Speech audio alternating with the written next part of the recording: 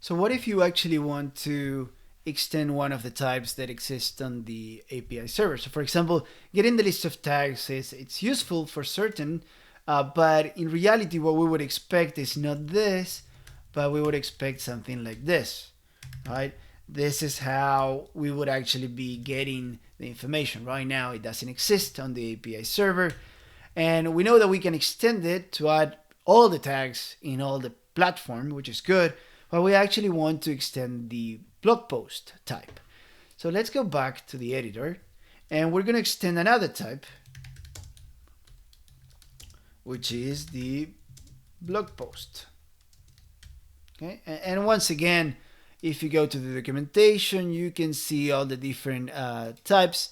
So I see over here what it looks like. So it's not that I know about it, it's that the documentation already shows me that. So what if I want to add a list of tags over this one and just say that this guy is going to return this. So now I'm going to save it.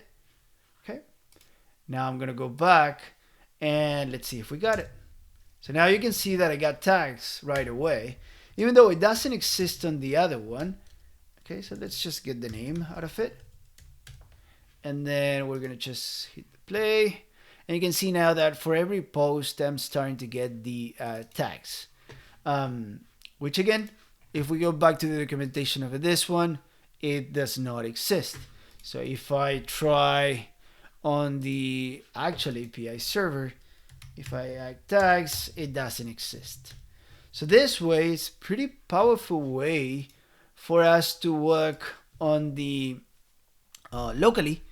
And again, we can share this schema file. If you look at the bottom, again on the terminal, I have saved all my changes on the schema extension faker.graphql.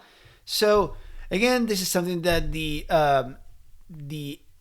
team that it's building the new feature on the API server could say, hey guys, along with we have a branch and we have already pushed the schema design that we're thinking of. It has the faker information. We're going to be working on implementing this week, but it's available for everybody. And then all the consumers could actually get it and say, oh, there we go. That's the piece that we need to start working with. So that's one way. The other way is that so one guy, let's say that this is external and you have no control or no communication with the other team because they're from a different company. And so what you can do is somebody from your team can build this extension and provide it to everybody else. Say, hey, now we can keep working. We have actually, you can actually instantiate this with GraphqL-faker locally, or we could even deploy a GraphqL-faker instance somewhere and then use that. So this becomes a proxy to the actual one. And so this is a way to actually protect you, right? This is more of an adapter.